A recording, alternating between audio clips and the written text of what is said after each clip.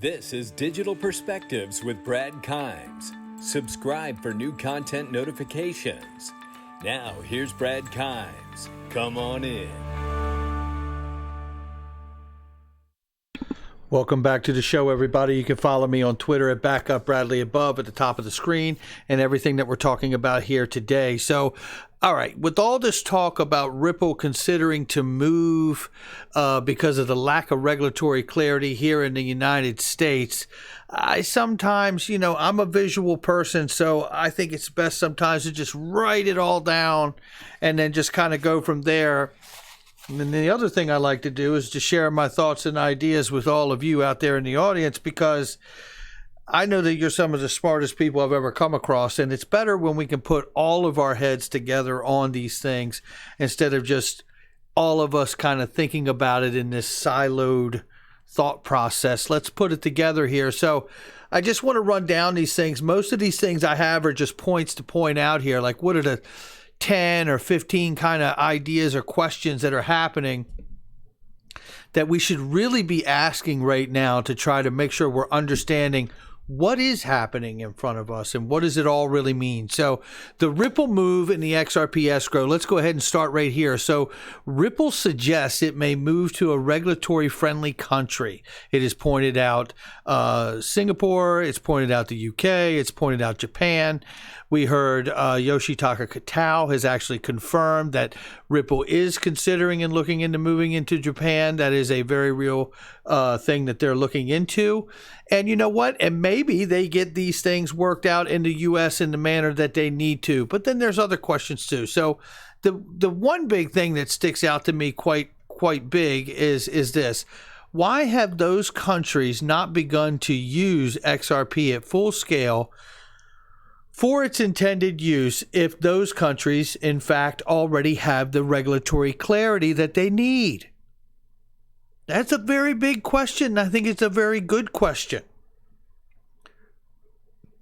How does a move to a different country affect Ripple in the IPO that they intended to do when they spoke on that, when Brad Garlinghouse made the comment at Davos in the beginning of 2020?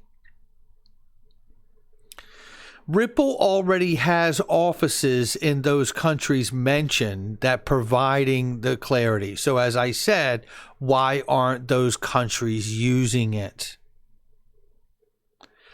Could there be more to this move than just the regulatory clarity? I mean, there's no more glaring, obvious question then if the clarity is in those other countries, then why aren't they using XRP then? Why? Is it collectively that they're all intending to go together? Does this point to pre-allocation and the unified effort to introduce new money to the world in the form of XRP for payments and settlement of derivatives and the whole bit? And in order to make this work, they're all going to go together? Or is this really going to become something to see where we see one part of the world begin to use it and put pressure and incentive on another part of the world to get that clarity so they can then begin to use it and have the advantage of it as well? Or could this be about taxes? Could this have a huge tax implication for Ripple as the company? Could this be less about the regulatory clarity? Point being, if those countries have clarity of XRP and they've not begun to use it at full scale, then what is the advantage for Ripple to relocate because they already have offices in those respective areas? I have to ask the question while we're here. Ripple started out as a fintech company, then a payments company, and now Brad Garlinghouse calls Ripple a blockchain infrastructure company. Are we watching Ripple become a bank? Maybe even a central bank of sorts? Think of it for a moment. Ripple has $6+ billion as a company. They hold $6+ billion XRP. There's $55 billion locked in a cryptographically auto-released escrow. We all know the drill. Escrow, by definition, is a third-party holder. Ripple created that escrow to make their partners and customers feel more comfortable. We heard Bob Way talk about that last year on this show. We also heard Bob Way talk about and confirm pre-allocation and the fact that there's contractual obligations from the one party issuing the XRP contractually, and then there's also contractual agreements by the person who would receive it potentially a year later or whatever that date would be. So there's things that each party would have to do to live up to that contractual agreement to receive eventually that XRP.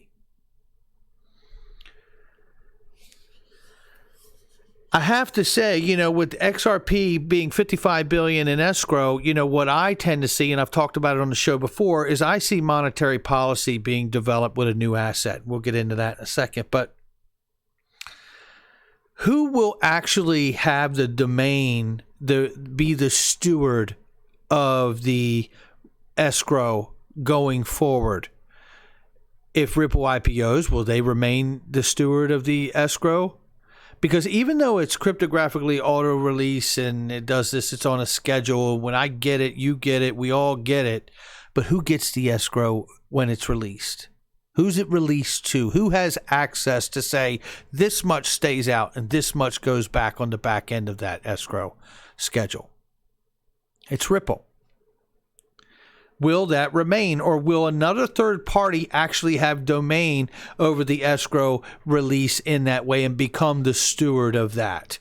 And I mean, by third party, I mean the Fed, the IMF, or maybe even a consortium of banks and governments, including Ripple, should they become a bank too? We know that it's $1 billion a month is released, and like I said, it's 55-month contract. The escrow is released to Ripple. Ripple is the steward of the escrow release. Ripple determines how much is doled out and how much goes on the back end of the escrow schedule. Is there a tax implication that Ripple wants to avoid by moving because of XRP and its non-classified status, like capital gains issues? Remember, I asked this question because Ripple has also recently become a lender of last resort, much like you hear them say about central banks like the IMF issuing lines of credit. Could this be pre-allocation theory unfolding right before our eyes? Obviously, someone today could see the benefit of using Ripple, go to them and get a line of credit. It could be new customers as well, but is lines of credit potentially some of this a pre-allocation becoming lines of credit because, one, Ripple has built the market infrastructure living up to their end, accomplishing the bullet points and watermarks on their end, on their side of things, saying, hey, we've built the market structure and infrastructure and it's ready. And then two, the receiver that would receive this pre-allocated XRP at some point has lived up to their end of the bargain, knowing that they've built and changed over their legacy systems to the modern financial payment rails and being able to plug in with the APIs and the whole lot of it. I think you guys get it. Both ends and both parties agreeing to meet those contractual obligations, just like, I'm sure there's contractual obligations that this party is going to receive X amount of XRP and they're not allowed to turn around and water down the market, right? So could we be seeing in some of these lines of credit a part of pre-allocation beginning to unfold as everyone is taking their place, getting ready for synchronization and the flip of that switch potentially, as well as I said, as new companies and customers coming to the network and saying, hey, you know what? I can get a loan and a line of credit from Ripple using XRP to scale my business and make daily payment flows and save a ton of money as opposed to going to a traditional bank through the origination fees and a lot of it. And I might be able to get secure a better percentage, as they've talked about too. Remember, while we talk about this, Ripple has also stated that in Q2 of 2020 report, they would begin to buy XRP off the secondary markets. That means exchanges just like the ones we use as retail investors, they can go just like a customer would at any exchange onto the exchange and begin to buy XRP off the exchanges. So what I see is Ripple is the steward of the escrow. Ripple holds $6+ billion that they use as a line of credit. And they've also released in Q2 in the report the understanding that they see themselves a customer and a user of XRP just as anyone else does, giving them the ability to go to secondary markets and buy it off the market should they need to. And because Ripple has been an amazing steward, I believe, of XRP and not letting the market be watered down, understanding that they have a process of determining how much needs to stay out each month and how much needs to go on the back end of the escrow schedule in a new contract, it shows to me what I see is monetary policy of a brand new digital asset, which I believe and see above anything else as currency. A new currency being introduced to the world and managed in a very, very good way by the company Ripple. I don't pretend to know the answers, but I do know that we need answers to these questions. What I do see, however, is what I believe, as I just said, the exercising of good monetary policy for the introduction of a new digital asset, XRP, which I also believe is money and currency. So that's my thoughts on where we are today. And the other things I wanted to share just down here is this.